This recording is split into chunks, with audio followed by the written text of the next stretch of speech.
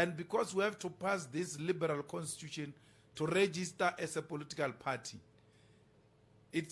we say in the EFF constitution and the founding manifesto that we will use every means necessary to attain our freedom.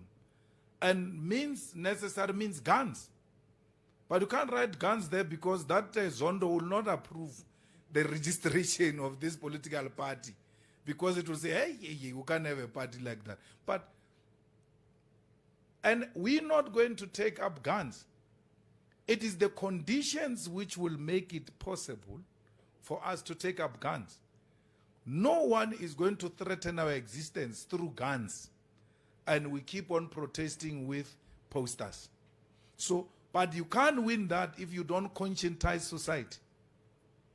In the absence of these numbers we're talking about, which 1 million must be converted into quality, and that quality must go and conscientize society.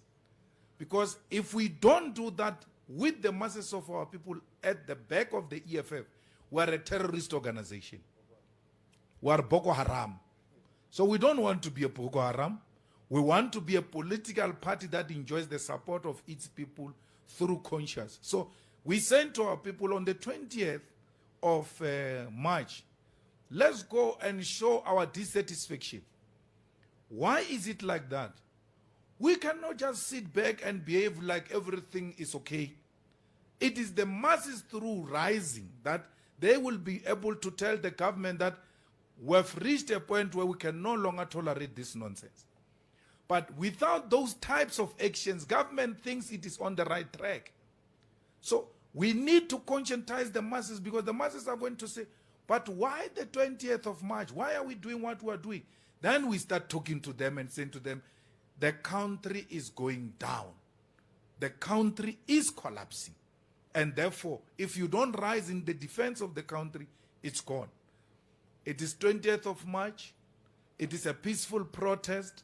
All of us will be there. And no one must dare do what they did on the 21st of March, when our people were demanding that these passes must be done away with. If they dare do that, then they are creating conditions for arms to be picked up. There is nothing wrong, absolutely nothing wrong, in political space for arms to be taken up.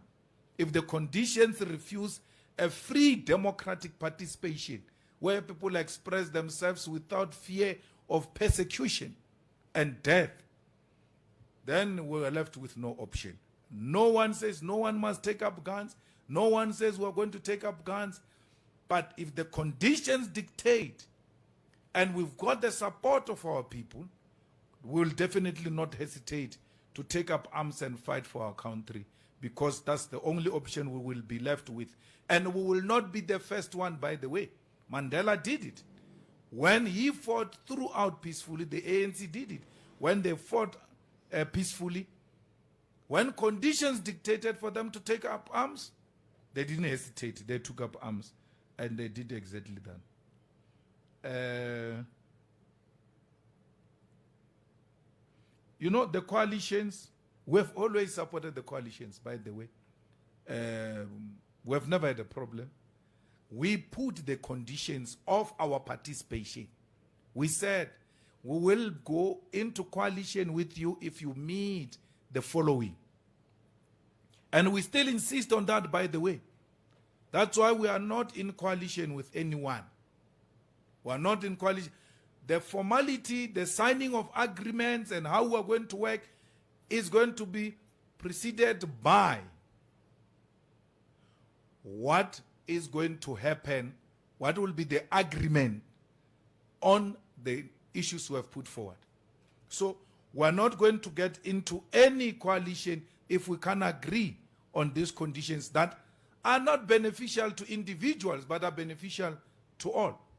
You know, when President Ramaphosa became president, I'm not sure if I told you this, we went to see him at his house at, not in his, the official residences in Cape Town. Yeah, it was me and Floyd. It was just the three of us.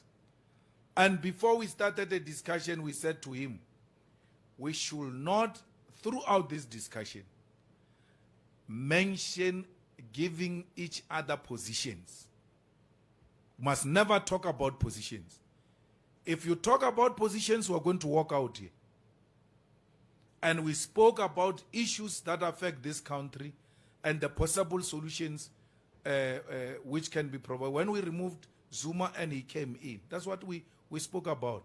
Typical ANC guy, because we're from there was no way he was not going to talk about positions. Then he said to us, no man, I was thinking, I know you said we must not talk about that, but if you and Floyd can just come in.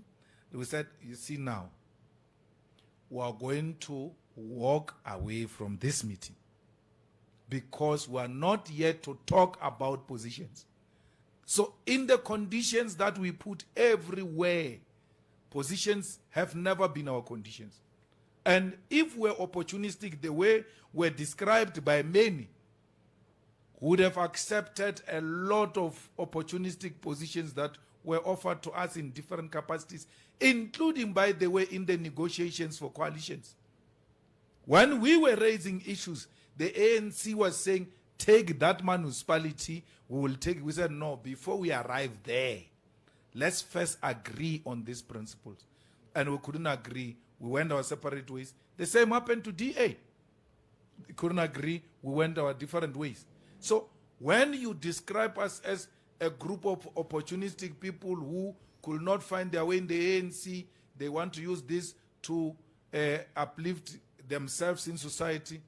What do you mean when we have had so many chances in the past 10 years, including money, by the way, including money? There was a group of Jews who said to me, 50 million, you walk away from politics. I said, what am I going to do? Because I can't even be a bank teller or anything of that sort. Politics, I can't walk away from politics.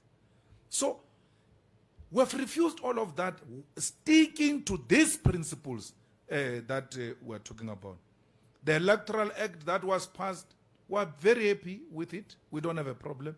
We formally even supported it in Parliament.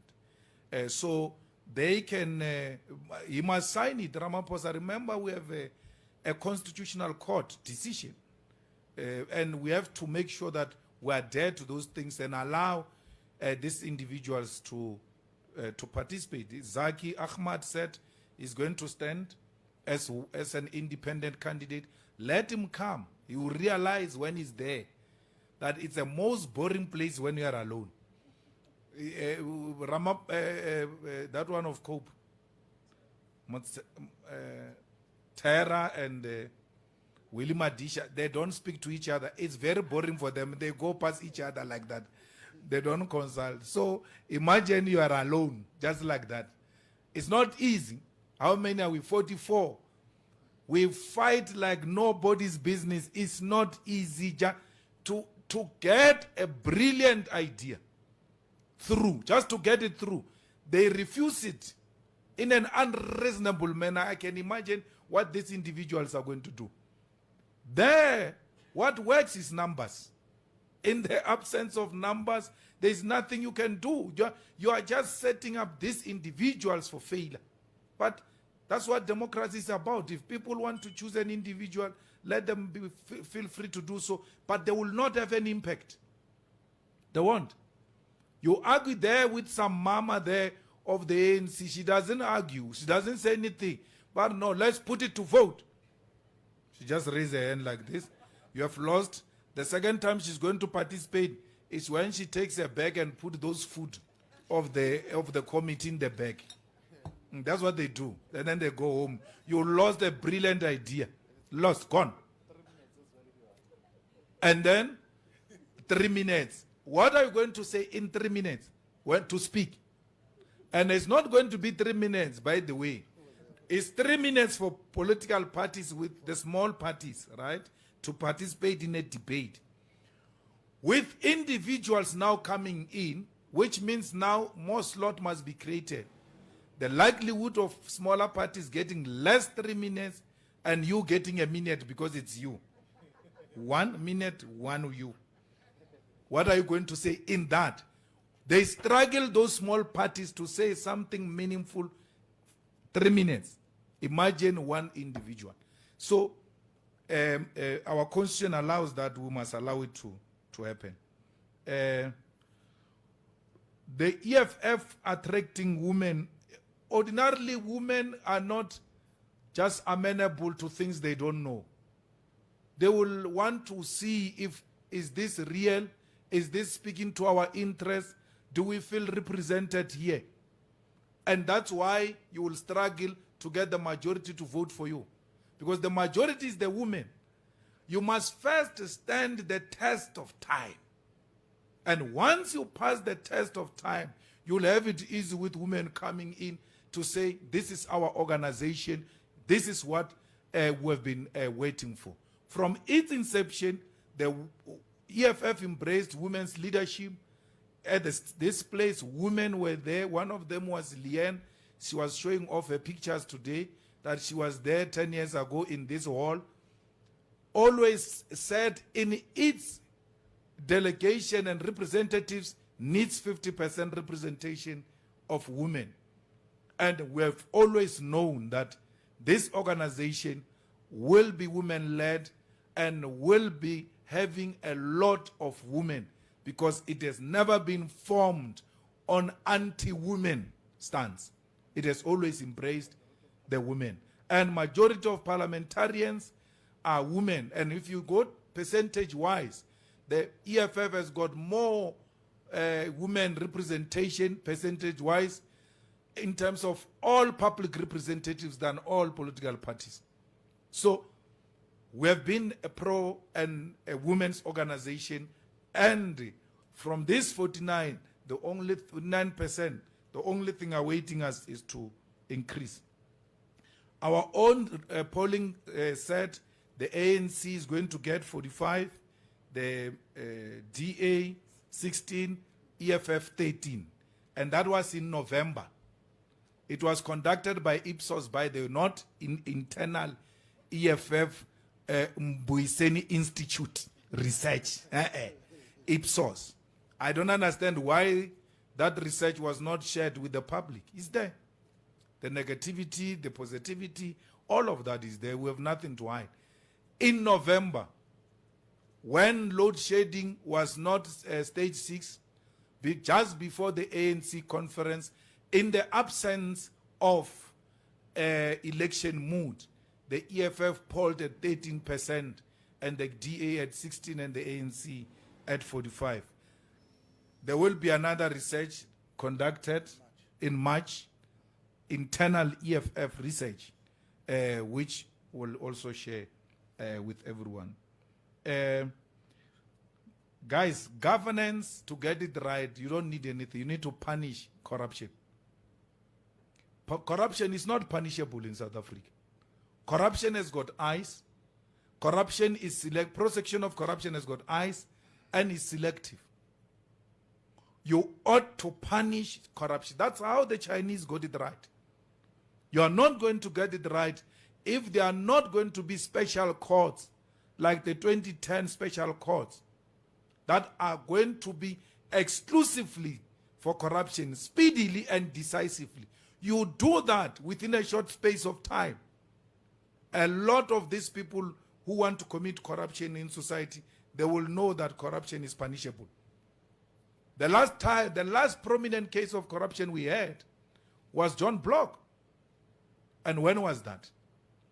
So it can't be that corruption goes unpunished and we say, no, what can you do differently? We must punish corruption.